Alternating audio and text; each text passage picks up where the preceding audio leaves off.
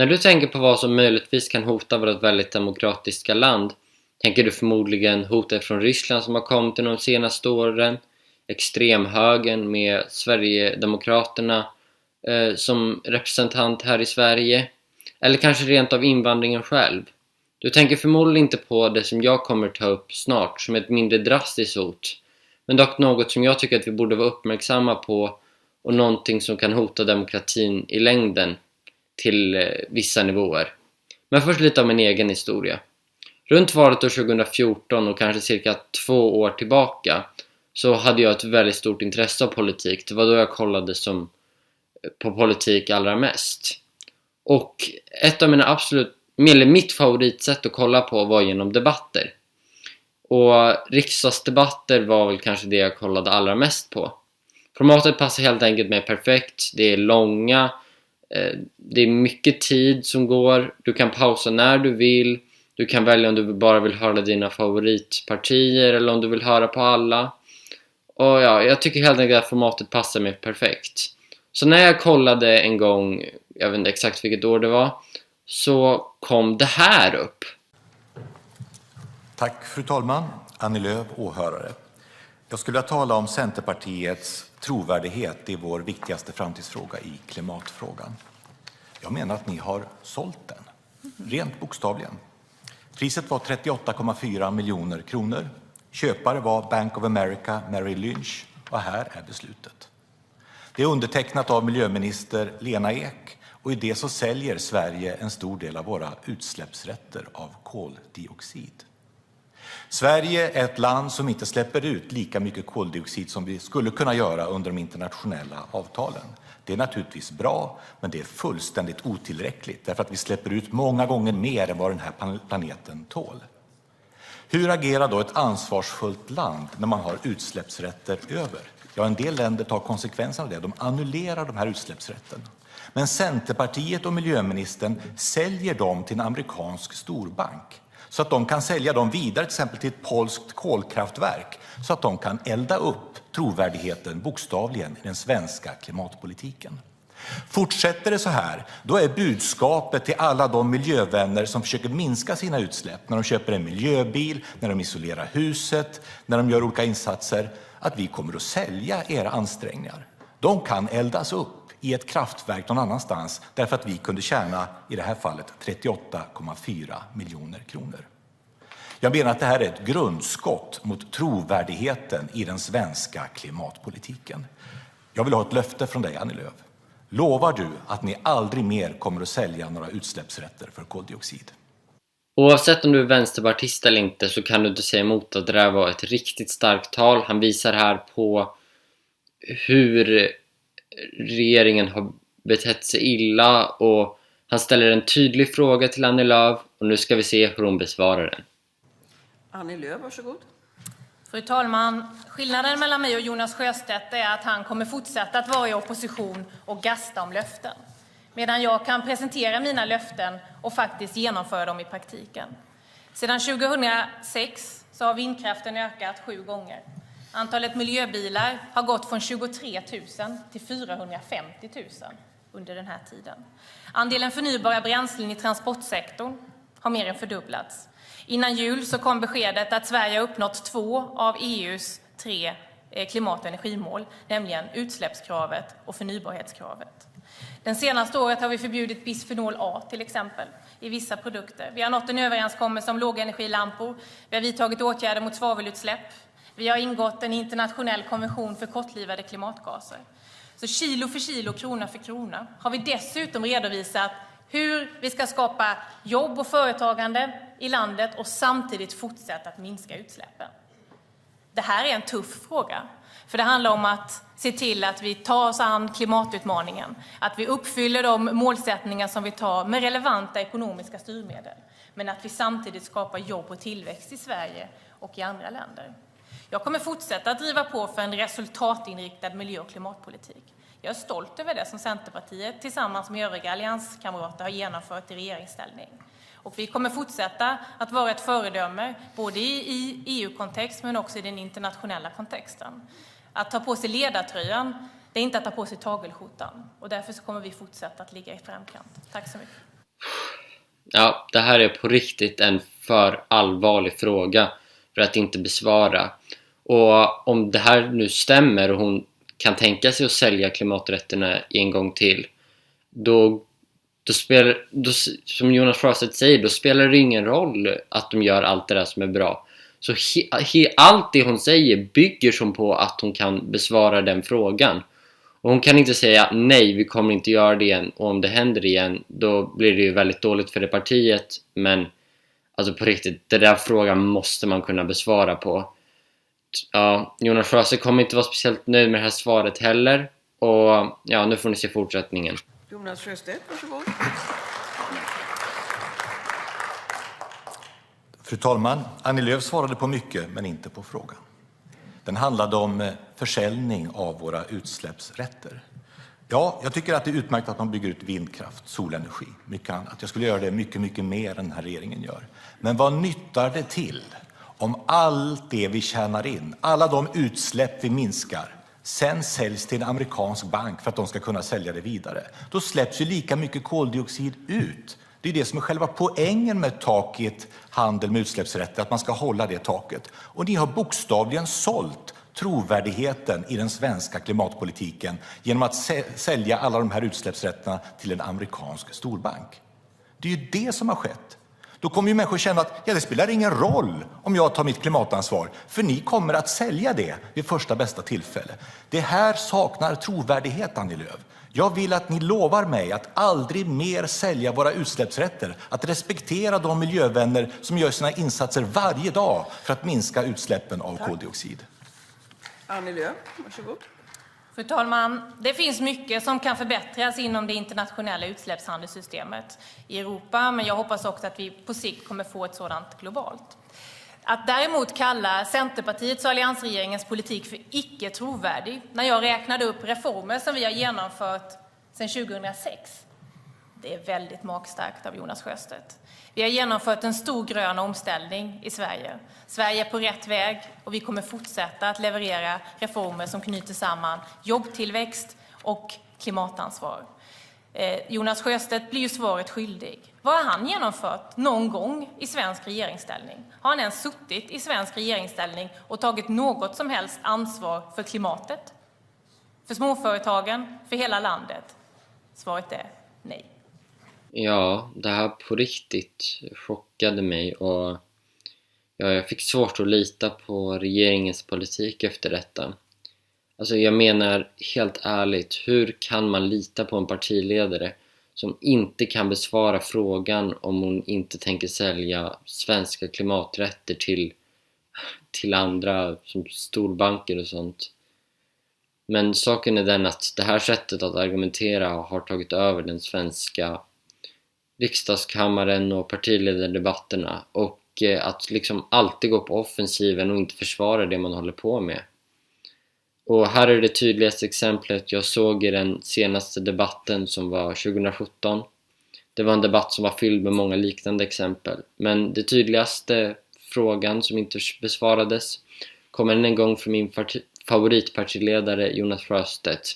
Jag antar att han är den partiledaren som mest av allt tycker om att ställa konkreta, obekväma ja eller nej-frågor. Herr talman, Anna Kinberg Batra. Om 9 dagar tillträder Donald Trump som USAs president. Vi vet ju inte riktigt vad som väntar, men vi vet att han är en man som präglas av reaktionära värderingar, bristande omdöme och villighet att agera. Sannolikt en rätt olycksalig kombination. Under valrörelsen har han hetsat mot kvinnor, mot funktionsnedsatta. Han har använt rasistiska stereotyper. Han visar att han struntar i klimatfrågan. Han har dålig impulskontroll. Han ser positivt på Putin. Förekommer uppgifter om att Putin har en hållhake till och med på Donald Trump. Han blir inte bara president, han blir också överbefälhavare i USA. Han blir den mäktigaste mannen i NATO. Det är USA som har de flesta kärnvapnen, som har baser över hela landet. Han kommer i praktiken att styra NATOs politik framöver. Han är den viktigaste personen. Och du vill gå med i NATO precis när Donald Trump ska tillträda. Har du förtroende för Donald Trumps säkerhetspolitik som president? En gång en mycket tydlig fråga från Jonas Sjöstedt. Litar du på Donald Trumps säkerhetspolitik? Ja, nej eller mittemellan? Tack. Anna Kinberg Batra, varsågod. Tack herr talman, och tack Jonas Sjöstedt för din något oväntade argumentation för NATO. Det är nämligen genom att bygga säkerhet med andra, genom att gå in med fullt medlemskap i de strukturer där vi formar säkerhet med andra, där vi ställer upp för varandra. Det är där vi kan använda och också ha inflytande på USAs roll. Det är där vi fattar beslut i konsensus med USA vid förhandlingsbordet, istället för att vara ensidigt sårbart och i sammanhanget ganska litet land i bilateral beroendeställning till allt det där du räknade upp. Det är därför vi behöver gå med i NATO nu. Det där jag säger med att gå på offensiven kan ju inte visas tydligare än så här. Istället för att tala om vad ett problem med att gå med i NATO är, att Donald Trump är president, och svara på frågan om att lita på honom. Hon kan säga nej, jag litar inte på Donald Trump, men jag vill ändå gå med i NATO för att jag tror på det här med säkerheten. Men hon måste besvara på den där frågan. Annars tycker inte jag att det överhuvudtaget att argumentationen håller. Och det gör inte Anna Kinberg Batra, och ja, jag tycker det är ett tydligt exempel på hur politiken har ändrats. Man går på offensiven istället för att besvara frågor. Tack. Jonas Sjöstedt, varsågod. Nej, Anna Kinberg Batra, det är inte så att Island och USA har lika mycket makt i NATO. Det är så att USA bestämmer och väger tyngst, och Donald Trump är överbefälhavare. Och du vägrar svara på frågan om du har förtroende för hans säkerhetspolitik. Då ska vi gå med i NATO. Och inte nog med det. Den näst viktigaste militärmakten i NATO är Turkiet. Där har du idag en diktator, Erdogan. Fängslar oppositionella, använder sin militär mot kurderna i det här landet, brakar in i Syrien och Irak med militären. Fullständig auktoritär äventyrspolitik. Det är den andra som du vill koppla det till, som du vill koppla ödet för svensk säkerhetspolitik till. Därför att förpliktelserna går ju åt två håll i en militär allians. Du vägrar svara på om du har förtroende för Trumps säkerhetspolitik. Det får du gärna göra. Har du förtroende för Erdogans säkerhetspolitik? Tack. Anna Kinberg Batra, varsågod. Tack herr talman. Ingen i denna kammare vet hur nästa amerikanska regering kommer agera, men det finns ju skäl att följa det mycket, mycket noga. Det är det enda svar någon av oss har. Annars spekulerar man eller har någon spåkula eller någonting annat. Låt mig istället titta på den oss näraliggande grannen Estland, där jag träffade den redan nytillträdda presidenten Kersti Kaljulaid just före jul. De bevakar vår gemensamma östra gräns, EUs och NATOs. De skulle inte sitta där och lita på ett uttalande på till exempel ett Twitterkonto om den ryska aggressionen skulle öka. Utan i ett skarpt läge så är det de ömsesidiga förpliktelserna i den struktur som NATO är, där man fattar beslut med konsensus, där alla medlemmar har säte vid bordet, som faktiskt avgör. Och där det är avgörande under den närmaste tiden att Sverige också kan vara med. Annars blir man ensidigt och beroende av och mycket utsatt för den ena eller den andra presidentens plattform eller nyckel i värsta fall. Ja, som ni märker svarar Anna Kinberg Batra inte på den här frågan heller.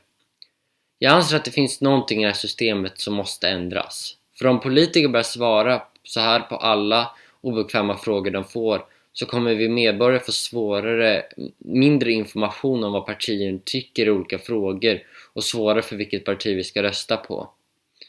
Och vi kommer bara få höra att deras parti är bäst hela tiden, och vi kommer även få svårare att se vilka misstag de gör, och de kommer få svårare att rätta till sina misstag, ta till sig att okej, nu gjorde vi ett misstag, vi ska inte göra om det. Och när de bara snackar om att de är bäst hela tiden blir det som svårare att se det. Ja, i längden skulle jag vilja hävda att det här hotar inskränkningar på vår demokrati, och ja, det gör också debatterna mindre intressanta att titta på i allmänhet.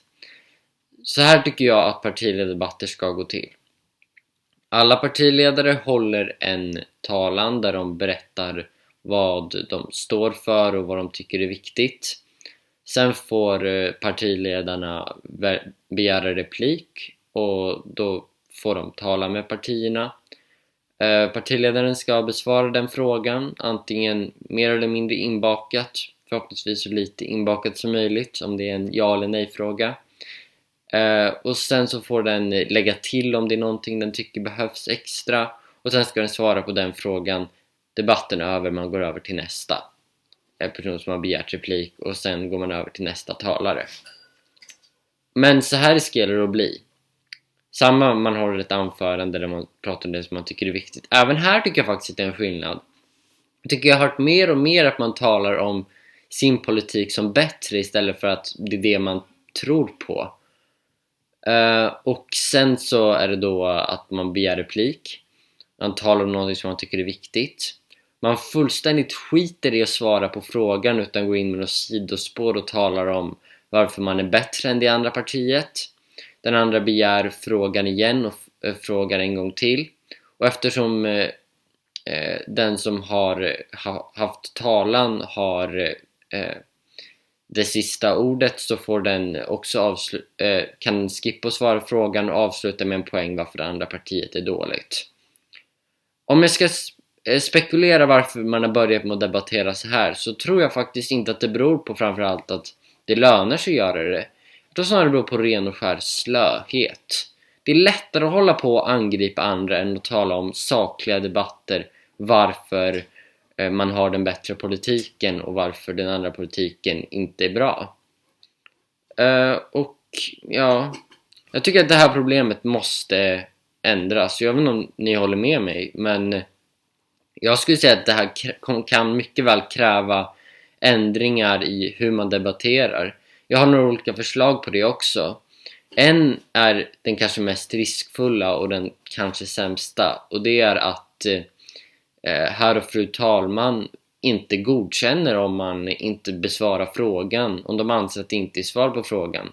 Risken med det är att de ska vara objektiva, och det är jätteviktigt att de är objektiva, herr och fru talman.